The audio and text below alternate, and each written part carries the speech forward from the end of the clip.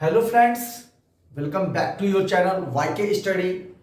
Myself Mr. Manish. Please video को देखने से पहले लाइक शेयर एंड सब्सक्राइब कीजिएगा और साथ साथ बेल आइकन को ऑल पे रखिएगा जो न्यू व्यूअर्स हैं।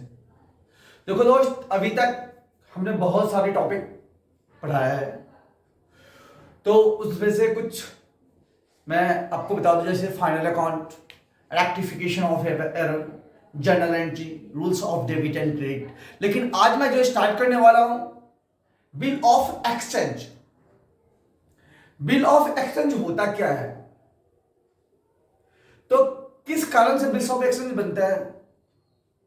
जब गुड्स उधार में बेचा जाता है तो वैसे कंडीशन में बिल ऑफ एक्सचेंज बनता था, लेकिन आज के डेट में बिल ऑफ एक्सचेंज नहीं बनता।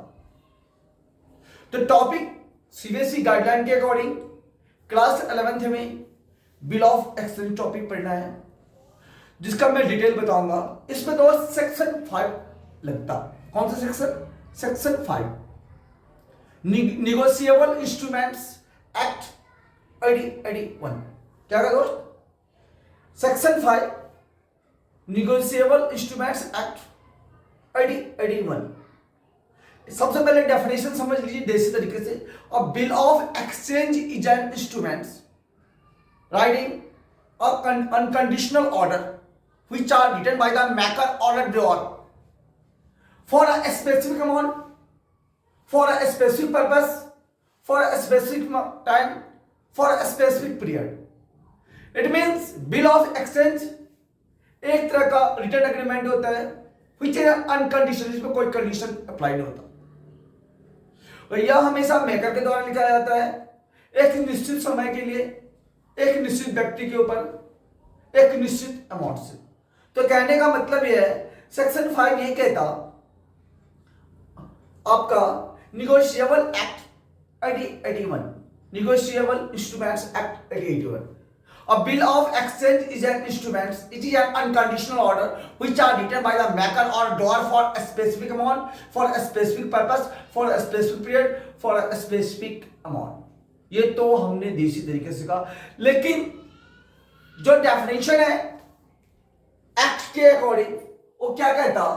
अ bill of exchange is an instrument in writing an unconditional order sign by the maker directing a certain person to pay certain sum of money only to or the order a certain person or to be bearer of the instrument. ये हमारा आपका section 5 के according definition है। अब मैं आपको इसका features बताऊंगा। फीचर्स क्या होता है बिल ऑफ एक्सचेंज का? दोस्त, मैं features of bill of exchange, bill of exchange का फीचर्स बता रहा हूं। आपको मैंने डेफिनेशन बताया, डेफिनेशन के अंदर ही उसके फीचर्स हैं, लर्न करने की जरूरत नहीं है अलग से, सिर्फ दिमाग और प्रेजेंट ऑफ माइंड लगाने की जरूरत है। बिल ऑफ एक्सचेंज का फीचर्स क्या है, तो मैंने आपको बताया डेफिनेशन के अंदर यह रिटर्न डॉक्यूमेंट्स होता है। दूसरा बताया था अनकंडीशनल ऑर्डर होता है which are written by the maker होता है। तो सबसे पहला पॉइंट हमने बताया था कि आपका bill of exchange is an written order. पहला फीचर्स क्या दोस्त इसका? Bill of exchange is an written order, it is drawn and sign by the maker. यह साइन होता है किसका? मेकर का और ड्रॉअर का। दूसरा ये फीचर है। थर्ड फीचर हमारे पास है, it is an unconditional order to a person. तीसरा क्या है? It is an unconditional order. इसमें दोस्त कोई भी कंडीशन अप्लाई नहीं होता, अनकंडीशनल। ये अनकंडीशनल ऑर्डर होता है। नेक्स्ट होता है the amount, the specified amount is payable. जो निश्चित अमाउंट है वो गिवन होता है। डेट इज ऑल्सो गिवन, इसका डेट भी मेंशन गिवन होता है। It is accepted by the ड्रॉई, ये ड्रॉई के द्वारा एक्सेप्ट किया जाता है।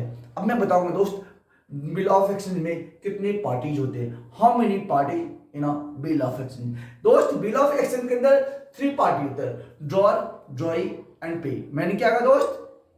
बिल ऑफ एक्सचेंज के अंदर 3 पार्टी होते हैं, ड्रॉअर, ड्रॉई एंड पे ही होता है। अब मैं इसका डिटेल बताऊंगा, ड्रॉअर क्या होता है, ड्रॉई क्या होता है, पेई क्या होता है। लेट अस, ये बिल ऑफ एक्सचेंज का पार्ट फर्स्ट था, यहां तक हमने आपका definition of bill of exchange पढ़ा, features of bill of exchange पढ़ा, साथ के साथ how many party in a bill of exchange पढ़ा, कितनी पार्टी होता है, मैंने कहा ड्रॉअर, ड्रॉई एंड पे।